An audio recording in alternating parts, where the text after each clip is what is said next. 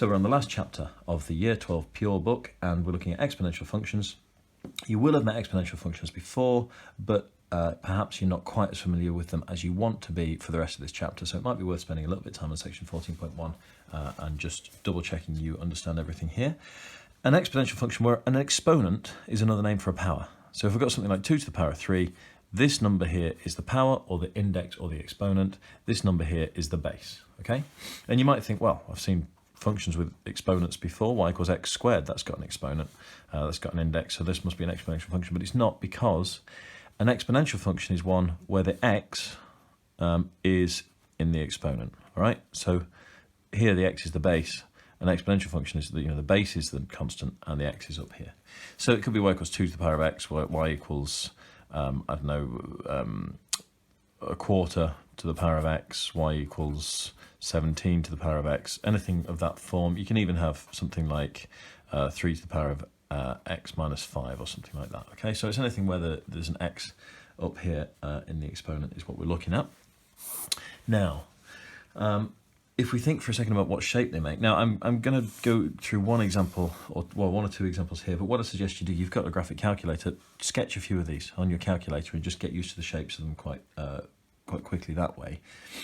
But let's just get ourselves familiar with it. If we're going to do that example, y equals 2 to the power of x, well, when x equals 0, y equals 2 to the power of 0, so y equals 1. When x equals 1, y equals 2 to the power of 1, which is 2. When x equals 2, y equals 2 to the power of 2, which is 4. So it's gone from 1 to 2 to 4. 2 to the power of 3 is 8. 2 to the power of 4 is 16. So every step that I take to the right, I'm doubling in this direction, in the y direction. All right? So it's getting steeper and steeper and steeper. The slightly difficult thing to get your head around with exponentials is that it's getting steeper and steeper and steeper, but there's no asymptote here. It keeps going to the right forever, but the further right you get, the steeper it gets.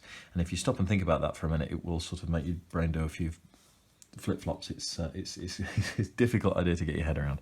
But that's the idea, is it increasing exponentially. That's what it means. Every one step to the right, it doubles. Another way of thinking about that is as what we call sometimes a repeated proportional change. So the proportion is 2, it doubles every time, or 200% if you like. I take one step to the right and it times is the value that we had before by 2, and take one step to the right and it doubles this. So instead of taking a linear function might, when you take one step to the right, it would add something in the y direction. An exponential function, take one step to the right in the x direction, you times by something in the y direction. And then let's look at what happens down here. Well, 2 to the power of minus 1, hopefully we're familiar enough with these now that I can do this fairly quickly. 2 to the power of minus 1 is a half, 2 to the power of minus 2 is a quarter, and an eighth. So here we do get an asymptote with the x-axis. It gets closer and closer and closer to the negative x-axis without ever touching it. That's what we call an asymptote. So we get this sort of shape, which hopefully rings a bell, but you should make sure you know why we get that sort of shape. And then if you poke around with your calculator for a while, you'll, and again, if you just think about it, if you change this to 3 to the power of x, well, that would make every step to the right would get 3 times bigger. So 3 to the power of x would be like this. And then every step to the left, I'm getting 3 times smaller. So a third, a ninth, and so on, a 27th. So 3 to the power of x would look like that. And then as they're giving an example in the book, 1.5 to the power of x. So if this is the graph that you'll often see, is something like this, and we say, well, the exponentials look like this, and this is y equals a to the power of x, and a gets bigger, makes them get steeper here and less steep here.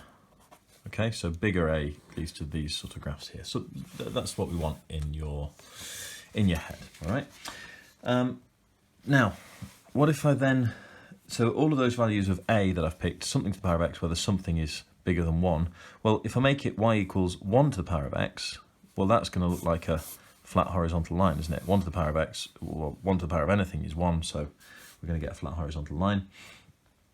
So what happens when I get smaller than 1? Well, when I get smaller than 1, let's take the example they give us in the book. A half to the power of x, because it's quite easy to think about this one.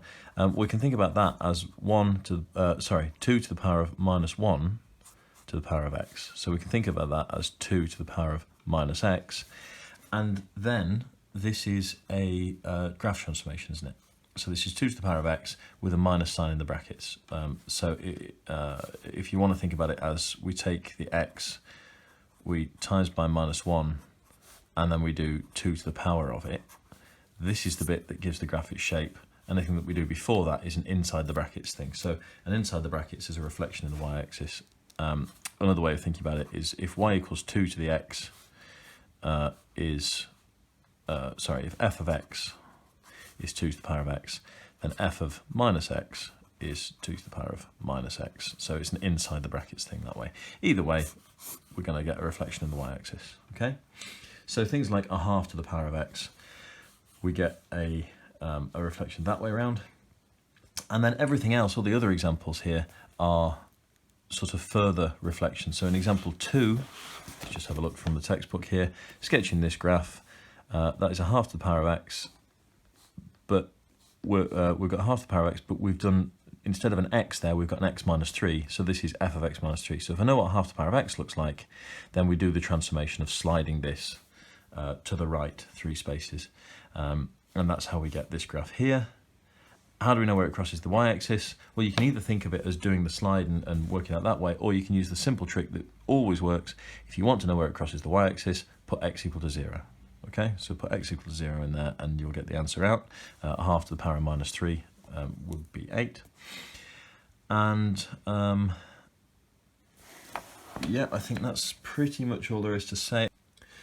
Quick note here, something else that I've got to add in. What if we've got something like y equals minus 2 to the power of x? Well, if what I mean there is 2 to the power of x with a minus sign in front of it, that's easy enough. That's a transformation of the 2 to the power of x graph, right? But what if I meant minus 2 to the power of x? Well, in that case, we've got a problem, and we're not going to worry about that problem for the moment. So the graphs that we're looking at are things of this form, a to the power of x, where a is a positive number. Okay, I suppose we could say a is 0, because then we'd have y equals 0 as well. So a is 0 or positive. Obviously, if a is 0, then this is the graph y equals 0, which is just a horizontal line. That's not an interesting graph. But we're not going to allow negative a's. We will allow this situation because this is 2, which is positive to the power of x, and then put the minus sign in front of it. So do a transformation of that graph. But that is everything on section 14.1.